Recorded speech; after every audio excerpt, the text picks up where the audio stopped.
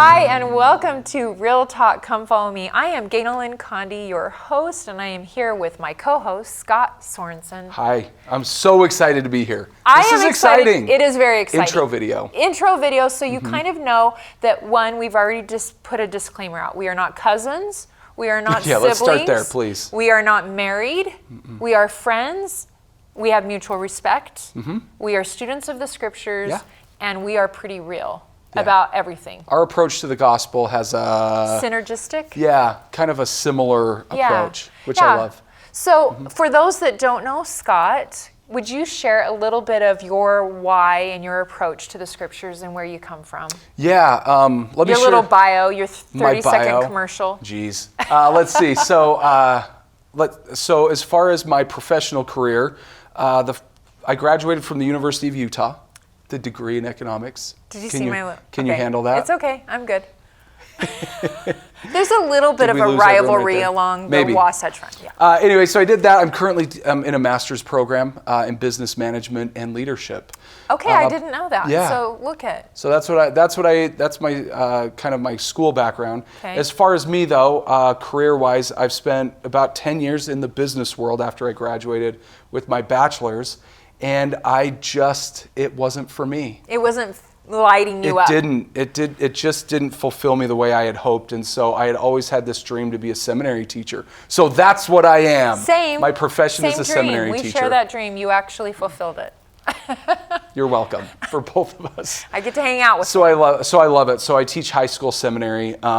I really love it. It's fulfilling. I love the students. I love the energy of the youth. My favorite thing to say about the youth is they never really disappoint me, and they always pleasantly surprise me. Oh, I'm never really disappointed, when you're and I'm with always surprised. The teenagers of the world, and even the YSA, I love that demographic, young single adults as well.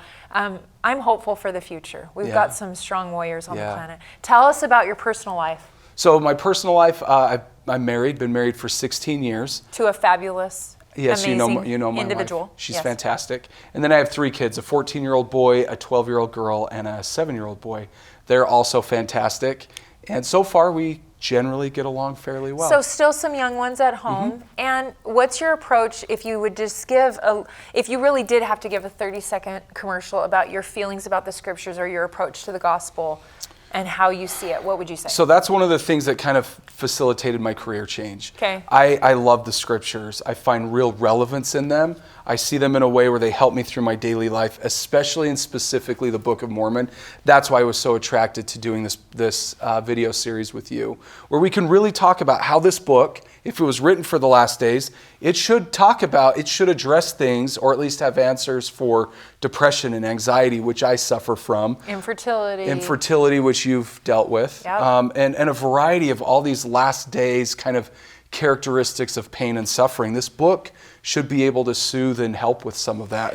And I have found that in the Book of Mormon. And that's really our why behind the show, is that these are real families having real life situations, and they're playing out so that you can turn the page and see kind of a backstory and the end result. And we're living wilderness experiences where we don't always know how it's going to turn out. And so I love that you feel that way about the scriptures, because I do as well. Well, and that's so let me ask you, let's shift for just a second. For those that don't know, tell us a little bit about you, Ganel-Lyn, your family. Tell them why you start with that. Okay, so I have a strange, interesting, unique name, which is great when you need a YouTube channel or Twitter account or Instagram account, which I have, but it's an odd, different name. And I always joke, like, what were my parents thinking? Because junior high is great enough, more challenging enough. And that God totally gets me, and so does the brother of Jared. Like, God was like, you can't really say the brother of Jared's name, Mahanre Morianghammer, so just call him the brother of Jared. So you could just call me the mom of Cameron. That's my 22-year-old, and the mom of Brooklyn. She's almost 16. And I've been married to an amazing guy for 28 years, Robert B. Condi. And he is a very grounding factor in my life and supportive of the work I'm doing. I have published a number of books. I have some talks on CD, and I speak all over the world, and I contribute in non-faith circles, so to speak, TV and radio. I love to do interfaith work. I'm a fan of being the token member of the church in the group, and I grew up in California, where I was back in the olden days when we called ourselves Mormon, don't send me hate mail, but that's what we were called. I was the token Mormon in high school, and I was in a very diverse high school. It was small.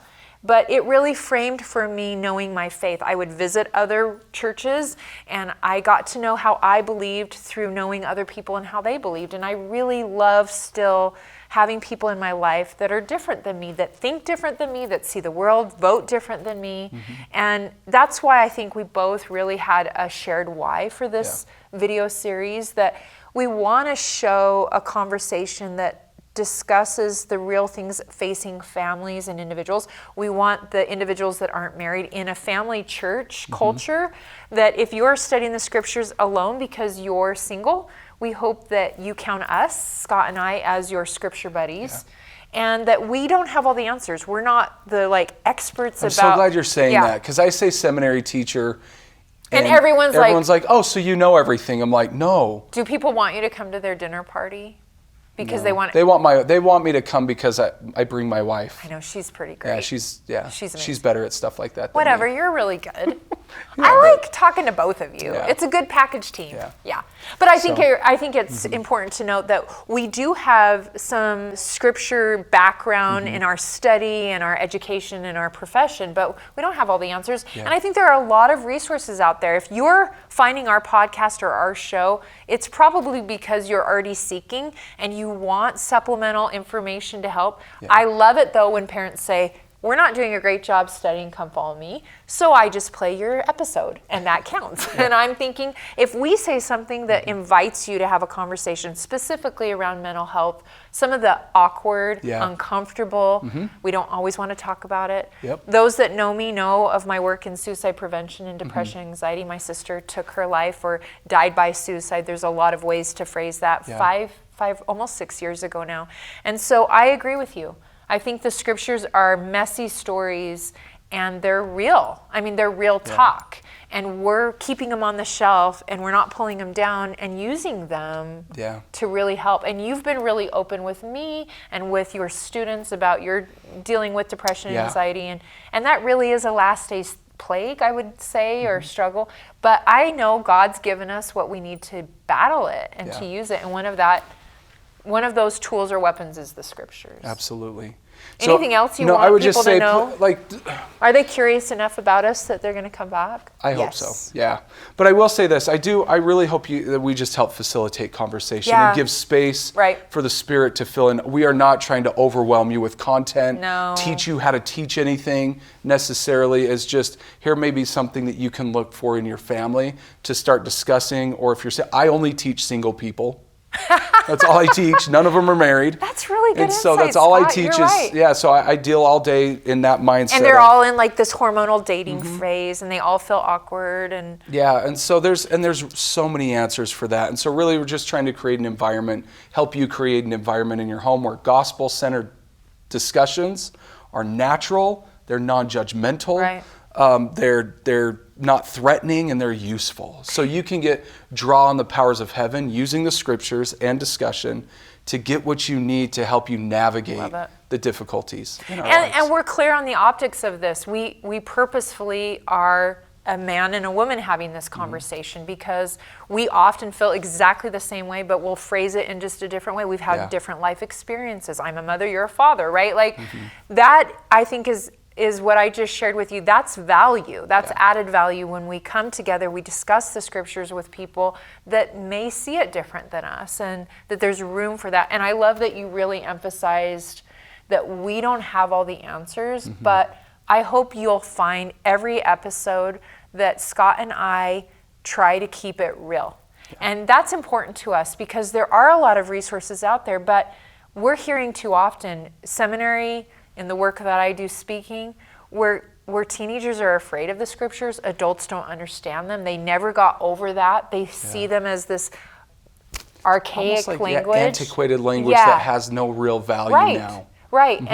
And I love that the woman with the issue of blood in the New Testament helped me through my sister's death by suicide, and that, she inspires me to keep trying another plan B until Christ comes. And I love that, we've talked about one of our favorites is the Psalm of Nephi, where he's grieving and he's depressed. And what was it that was his, like Paul said, thorn in his side. There are so many gems, and we're never going to catch them all and put them on And really, film. that's not our intention. No. Yeah. So yeah, I'm excited. I'm excited to be partnering with someone that I respect and that shows me respect and values my perspective. And I'm so grateful that, Scott, you bring your experience of life, and I'm excited to see where this year goes with the Book of Mormon. We're starting there, but there's a lot out there for us to talk about. Absolutely. Anything else? No, I think that covers it. Okay, now you know us. You can Yep. refer back to this in case you ever get confused who we are and what Real Talk is about. So thank you, and I hope you'll join us this year as we study Come Follow Me, and we're real in our talk.